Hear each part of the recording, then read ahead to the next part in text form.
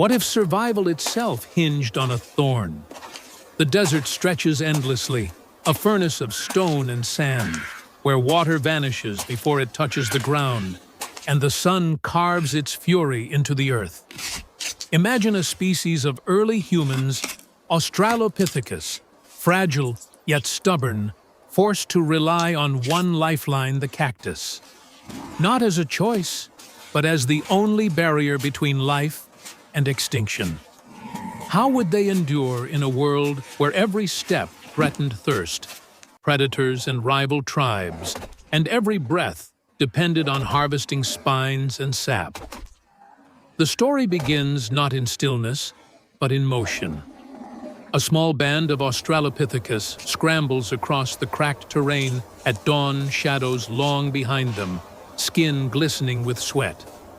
The leader, an elder female with scars across her arms, drives them toward a cluster of towering cacti. Their movements are swift, but wary, for they know the desert is alive with dangers unseen. In their hands, crude stone flakes sharpened against rock, not for hunting today, but for slicing into the green pillars that hold their salvation. The youngest male clambers up, wrapping his arms carefully to avoid the needles chipping, tearing, spilling precious liquid into a hollowed gourd. Each drop that glistens in the rising sun is not water alone, but survival itself. The rhythm of survival is never simple. As the band harvests, vultures circle overhead, knowing thirst makes prey vulnerable. Their shadows ripple across the sand, unsettling the children huddled under thorny shrubs. Then, the first twist of fate strikes. Across the plain, another band emerges, lean, desperate eyes burning with hunger. Rival Australopithecus. They too have tracked the same cactus grove, and in this world of scarcity, two groups cannot harvest together without conflict. At first, there is stillness, stares across the distance, a low growl of warning from one elder male. Then, sudden escalation. A stone hurled through the air, grazing a rival's arm, and the battle for cactus begins. Chaos erupts. Stones smash against bones, screams tear into the desert silence.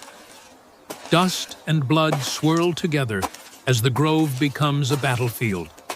The elder female slashes with a sharpened flake, cutting vines free to secure sap for her kin, while others hold off attackers with clubs and rocks. A child, nearly trampled, crawls beneath a cactus, clutching at the dripping liquid leaking from cuts above. The desert drinks their sweat, their blood, their fear. At last, the rival band retreats, nursing wounds, leaving behind echoes of fury. But victory is costly. One of the clan's young hunters lies bleeding, struck in the ribs. The band gathers around him, panic trembling through their hands. Yet survival demands ingenuity. The elder female pulls cactus pulp, presses it against the wound, and binds it with fibrous strands stripped from desert plants. Her face is fierce, not mourning, but resolute. The desert will not claim them today. Around them, the wind rises, carrying the smell of rain far beyond reach, a cruel reminder that salvation always lies elsewhere. The sun climbs higher, hammering down upon the cracked earth, until even the vultures retreat to shadowed cliffs.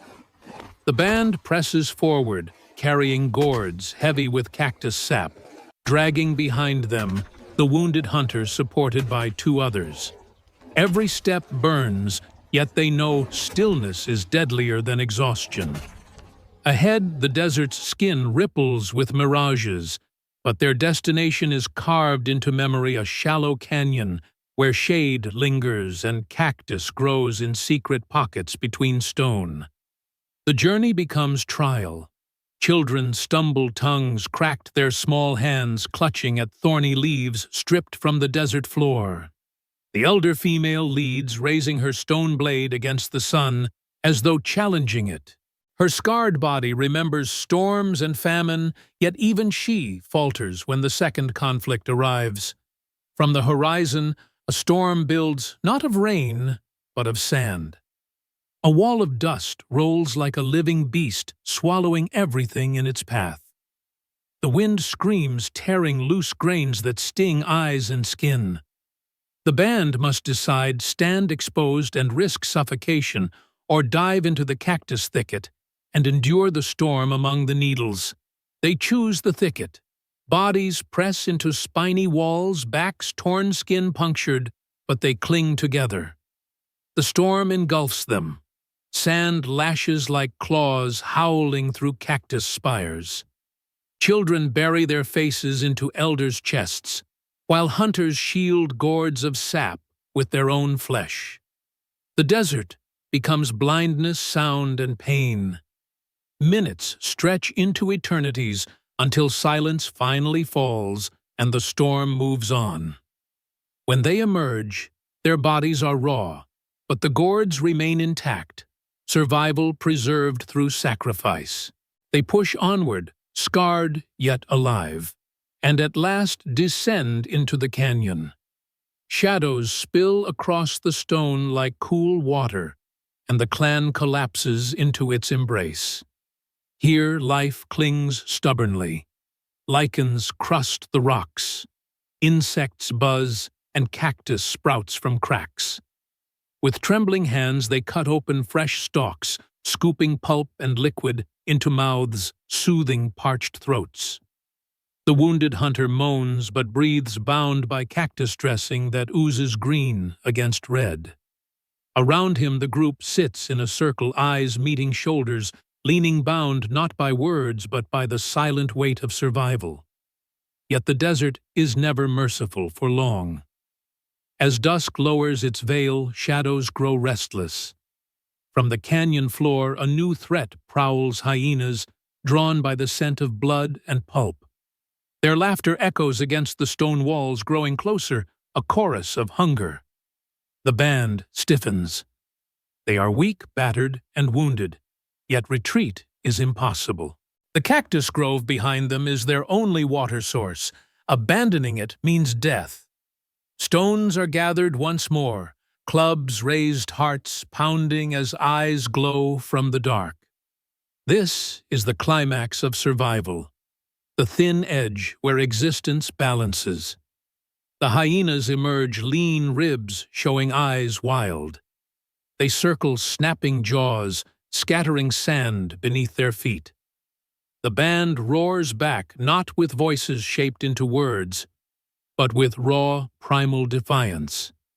Mothers clutch children close, hunters brace with stone, and stick the elder female at the center like a pillar, scars catching the last light of the dying sun. The canyon transforms into an arena of life and death. The hyenas lunge, snapping with bone-crushing jaws, and the Australopithecus meet them with a storm of stones. One hunter hurls a rock that smashes into a skull, staggering the beast. But another hyena darts through, tearing into a gourd of cactus sap. Precious liquid spills onto the sand like blood, and the clan howls with rage. They surge as one, striking with clubs, kicking with bare feet hardened by stone.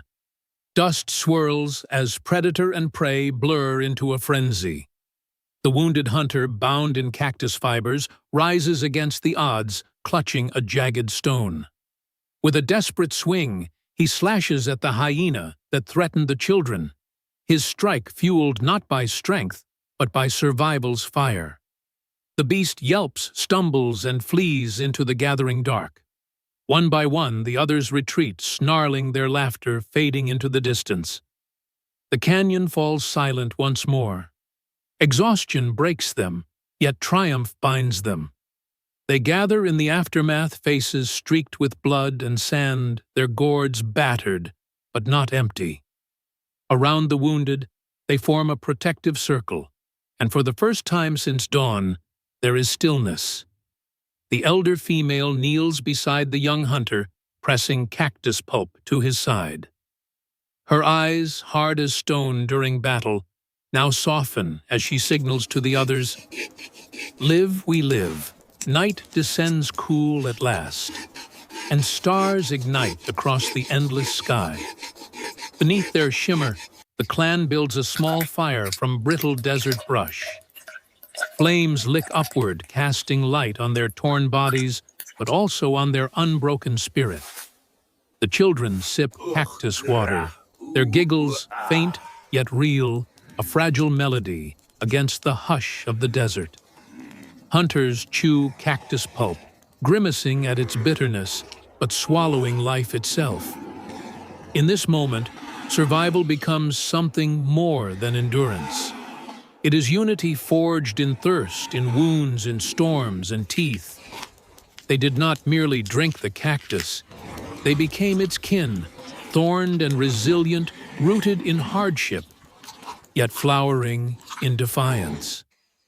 At dawn, they will rise again. They will trek across the desert hunt, gather and bleed for the cactus that sustains them. Their story will echo not in words, but in scars, and in the memory of each child who drinks and lives.